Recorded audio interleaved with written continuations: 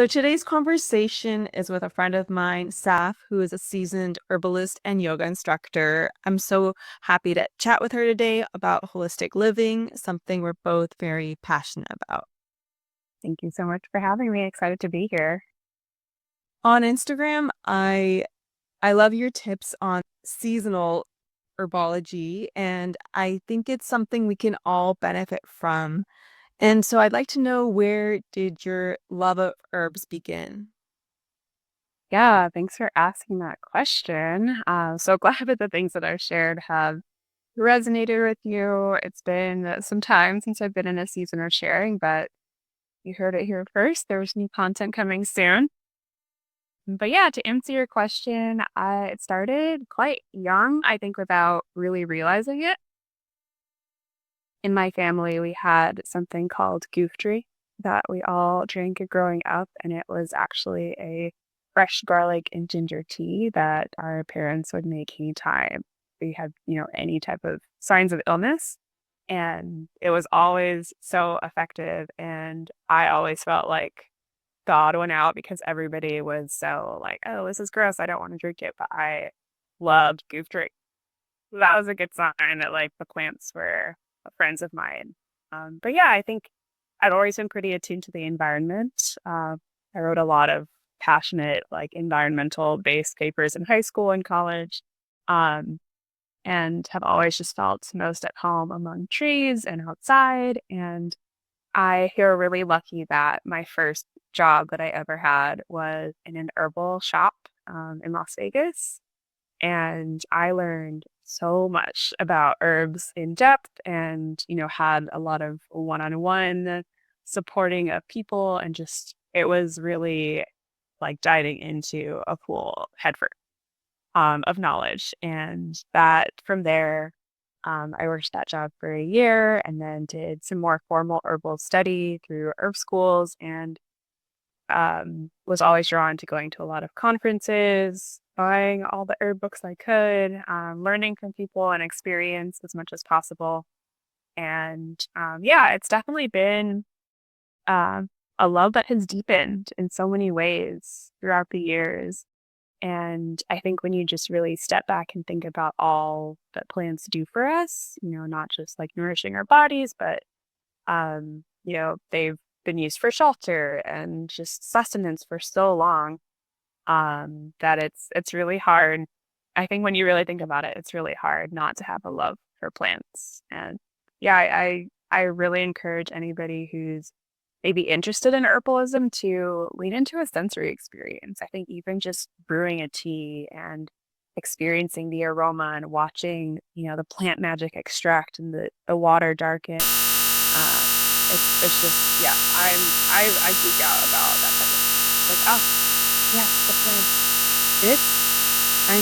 Those are the things that are like magical, and even like the smell of a bergamot and like the tea, and yeah, I love watching it like fuse into the water, and yeah, I think that's really special.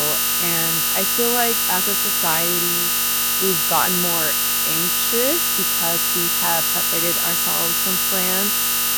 And so leading into like my next question, about like nervous system dysregulation, how can we get better about checking in with ourselves and using plants as a tool for like regulation? Yeah, oh, great question.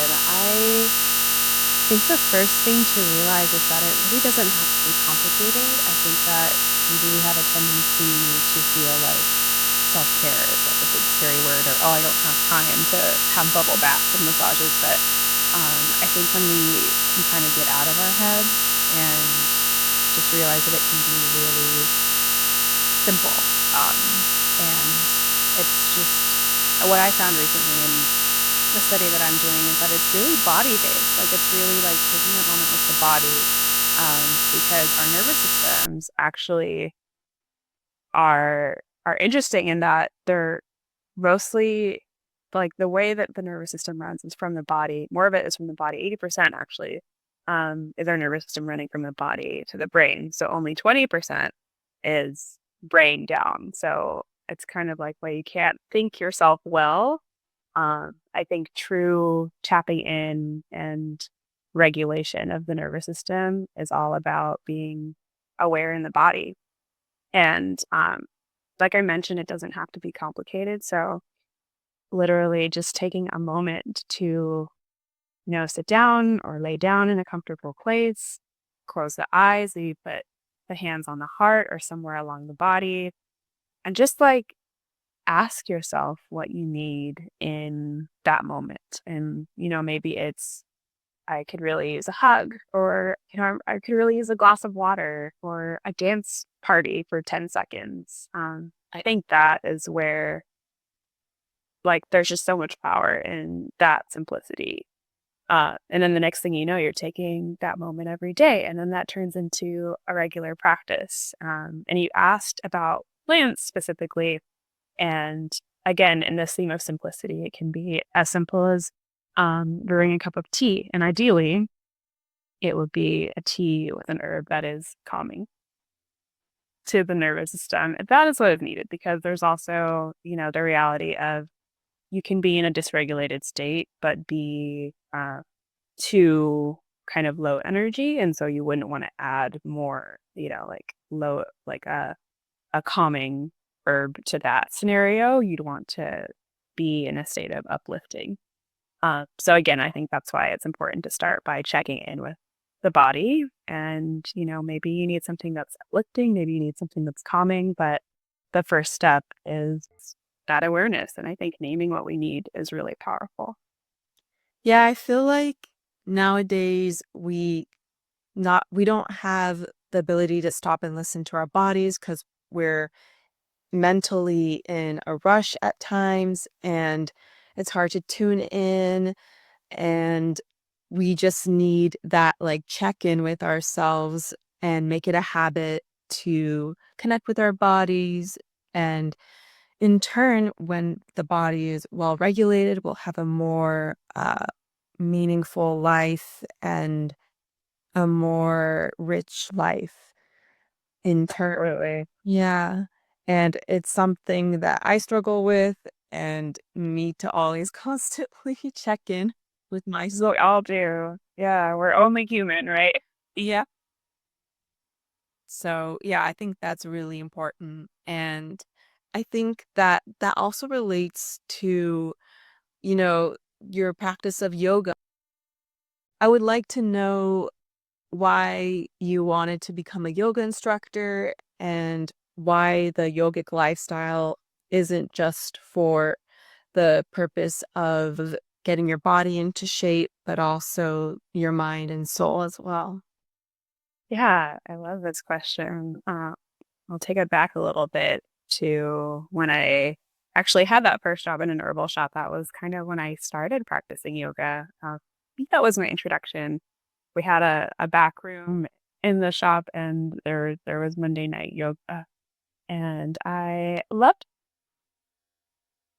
But that wasn't the point at which I became consistent. I think over time, I kind of built a home practice with teachers like Jessamine Stanley, one of my favorite teachers, and Adrienne, Yoga with Adrienne. A lot of people know her. And that's kind of where, for me, it started as, yeah, just being on the mat. But over time, I learned about the different branches of yoga, and it's actually like an eight limbs of yoga. So asana, or being on the mat, is just one. It's just one piece. And I think it's very easy to forget about the other limbs, especially when you have, studios that don't teach anything about the rest of yoga. And it's a little too wrapped up in being a workout or this or that. But I mean, you can be practicing yoga and never step foot on the mat.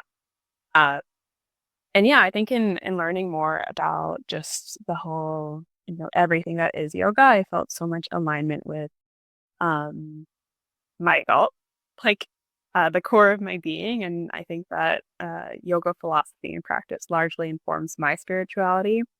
And yeah, I ultimately did my yoga training because I wanted to.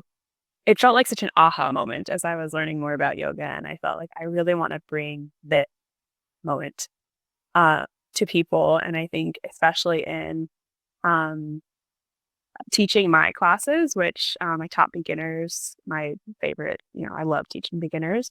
Um, and I really have always wanted to make it feel very accessible and not scary. And just like I've heard from so many people that, oh, like yoga is so hard. And I went to a class and I couldn't do it because it was so hard. And I just like, oh, my heart is like, no, it doesn't have to be this way. Everybody, like yoga is for everybody, like any type of body. And like, it's just an all embracing practice. And so while I don't regularly teach on the mat these days at the moment, I'm really steeped in my off the mat practice, as I like to call it. And, a lot of that is living a compassion forward lifestyle, as I like to call it. And yeah, just, meditating and just being in a state of study. So yeah, it really is, as hopefully I've illustrated, definitely an all encompassing lifestyle, and not just as simple as being on the mat.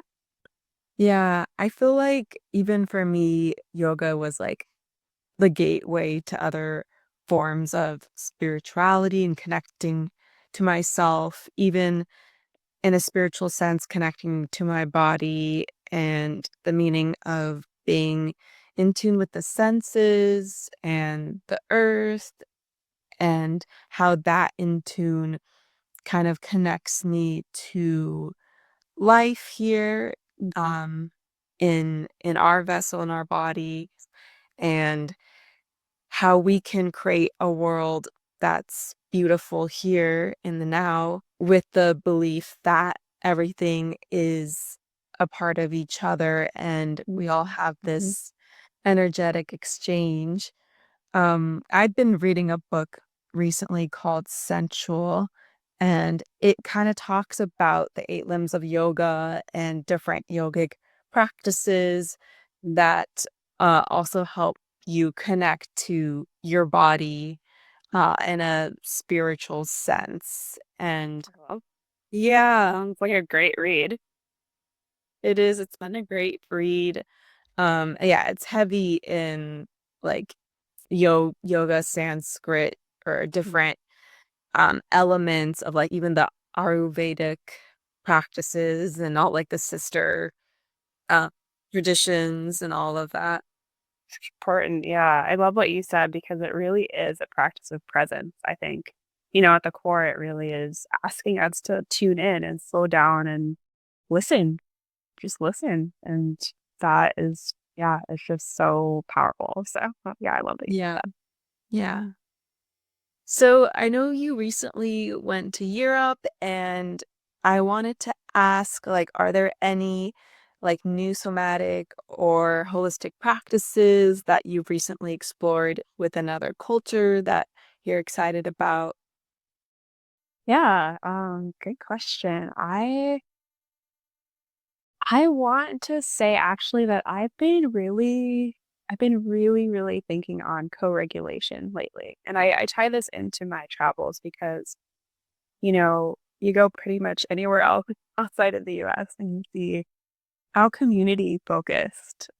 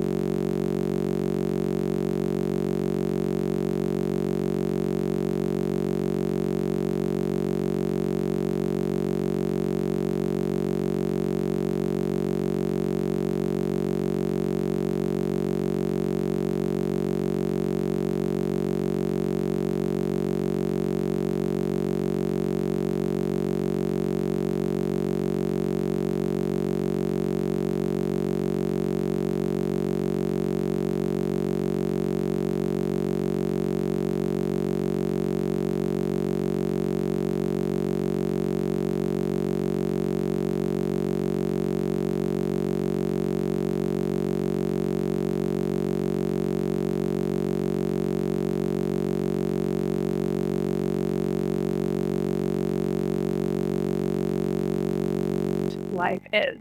Uh, there's not so much of an individualistic culture. We look out for each other. We have late dinners and we just, have just a totally different focus, I think, on belonging and on taking care of each other. And so, yes, I tie that to co-regulation because I think a lot about, you know, the words like self-care, and we talk a lot about nervous system regulation, but I think a very important piece of it is community. And I think about the loneliness epidemic that exists. And yeah, I really just I think in my practice and in my offerings, I want to center community, and maybe it's a co-regulation community. Maybe that's, the phrasing. And so I think that's what I'm kind of taking from uh, my travels this year. And uh, I also think about bell hooks, who said healing is an act of communion. So I think all the pieces are kind of coming together in that. And I would love to see a more global shift toward radical community. And I'm going to remove the word radical actually, because it should be radical to care about other people and to show up in mutual support. So, um, yeah, that's my like prayer for the world. And I think where my intentions are going to be focused is just focused on that like intentional community building. Yeah, I think that's so important as well because, you know, after we die, like what is left but our own community and people that we connected with. So I think that's important to cultivate now in this life. And I think as companionship is so important and like guides for my life and people who contribute to my life in different ways and vice versa.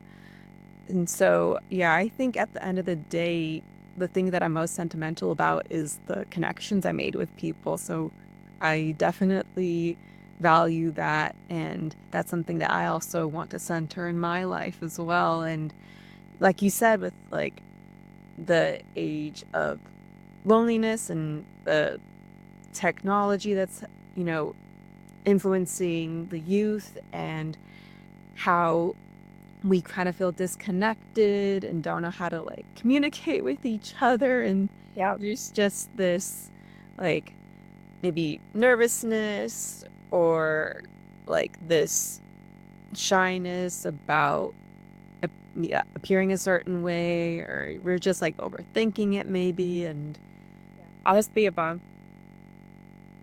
we just need to get over ourselves and, prioritize being in community and being real and authentic with each other and just accepting us for who we are.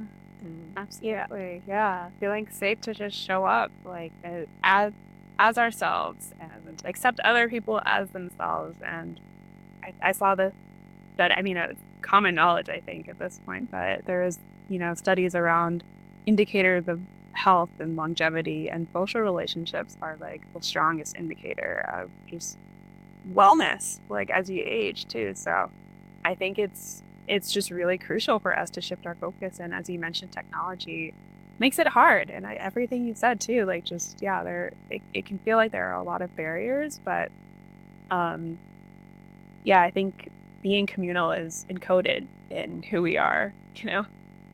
So I think it's just a matter of remembering and returning to our natural state because I think we're all craving it. So it's just yeah. making the stride. Yeah, so I think like what you're doing is important, like creating the space for community and also just having the atmosphere and putting in a habit of making an effort to connect with the locals, the neighbors, your friends, and yeah, just building that sense of community here in America that Europe is so great at, so great. Yeah, they make it look easy. Um, yeah, and putting importance on, relying on one another and not having this sense of like, oh, I and can do everything by myself. And life is for me to get ahead and all of these like mindsets that we're taught in the US. Yeah, it starts to unlearn all of that. We are not islands. We need each other. We really do. Yeah. So I know you recently moved to Long Beach, so I wanted to ask you how you've been adjusting and what do you love about Long Beach currently? Yeah, well, the short answer is I love Long Beach. I moved here from the desert and like I mentioned, I love trees and I love, like, of course, Southern California is its own, area. It's not the forest, but yeah, I'm loving how it feels all around. I'm very sensitive to energy, so I'm like, oh, the energy here just feels so much more aligned with who I am, and I just naturally feel more open and like creative and just excited for everything. So yeah, I feel like I'm in a really, really special flow right now.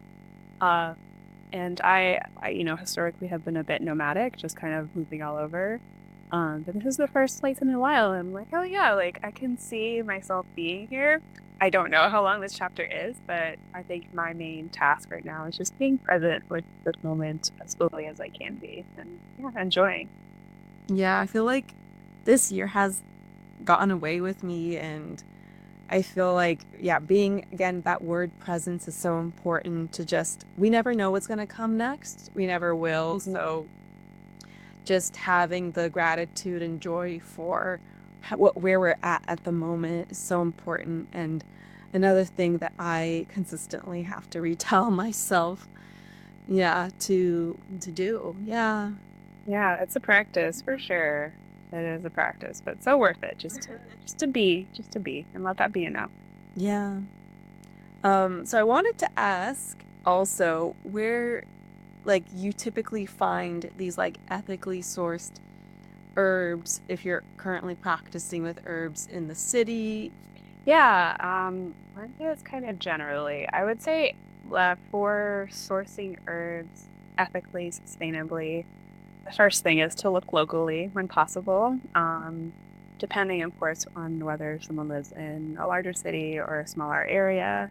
There's probably more than likely an herb shop nearby. So that's a great place to start. Of course, you want to make sure the quality of the herbs at said shop are good. Like if they're storing herbs in a glass jar in a window, no. No. Um, yeah. But I think too, something that, we could all kind of start to move back towards is not being afraid of foraging. And there's a lot, of course, wrapped up in foraging, wildcrafting. Of course, wanting to make sure, first of all, you can positively ID what you are looking at Yeah. out in the wild. Plant ID books are helpful, but also knowing some, foraging basics, like making sure you're not foraging from roadsides where there could be chemicals sprayed or dogs Oh, that's peeing. true. Um, but also making sure, maybe you're in an area where you're able to forage in general. Like if there are, Mhm. um, if it's somebody's property, you don't Yeah. want to, um, take their things. But and then, principles like leaving more than you take. So never taking all of, a plant is also a very important practice. I think as far as accessibility goes, there are lots of online retailers, and they are not all created equal, of course. Some of them are really transparent about their sourcing and their practices and their values, which, I think it's very important.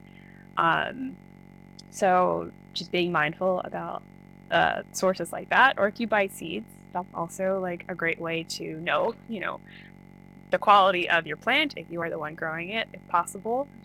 Um, but yeah, farmers markets also sometimes will have herbs. Um, it's great to talk to people about if you can, talk to people about how they grow their herbs, where they source their herbs.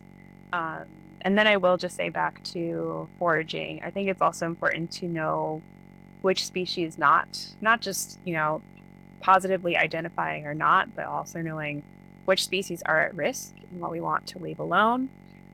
So United Plant Savers, which is an organization, has a really great list of at-risk plant species. So I think being informed is very important wherever you decide to get your herbs. But yeah, so lots of different options just depending on, somebody's situation. Are there any like urban gardens or community gardens that you know of? Yeah, I um just a little bit. I'm a couple of months into being in Long Beach, so I haven't done I guess like on the ground scoping out so much. I've seen some around. Um but when I lived in Orange, there was I think it was called Orange Homegrown Farms, and yeah, they were really great. Like very in the neighborhood farm. So um, yeah, there are lots around for sure, and it's always worth checking out your local urban farms, community farms, and a great way, I'll say this too, a great way to learn more about plants is to go and get your hands in the dirt and just experience like being up close and personal Yeah, with the plants. Yeah. definitely, for sure. Yeah, I would love it if everyone had gardens of their own and planted their own herbs, and I can like go to my neighbor if I wanted some mint or sage or something like that. Yeah. That would be really Yeah. cool. That would be great too for that community building too, where it's like Yeah. us growing mint, you're growing, basil, we can trade, we can share. Yeah. I love that. Yeah, that would be amazing. Yeah, so I really appreciated this conversation and thank you for sharing your expertise with us. Let me know what you're looking forward to next and maybe how we can all connect with you further. Yeah, thank you so much. I have loved chatting with you today and appreciate share your energy with me. Yeah, next I am looking forward to, as I said, I'm in the season of intentional community building and kind of bringing everything that we've talked about, the herbalism, the yoga, the nervous system, care, to life in something that will be coming soon. So I don't have the full details to share yet. But yeah, you can stay connected with me. I'm on Instagram, the Saf, and my website for my forthcoming project is softevenstill.com. And yeah, I just look forward to, yeah, just being out there and connecting people and, yeah, just spreading some good love and nourishment all around. Oh, I'm so excited for that. Thank you for having this conversation with me. And I learned so much about herbalism and uh, nervous system regulation that I didn't before. So this was a really cool chat. Awesome. Thank you so much, Melody.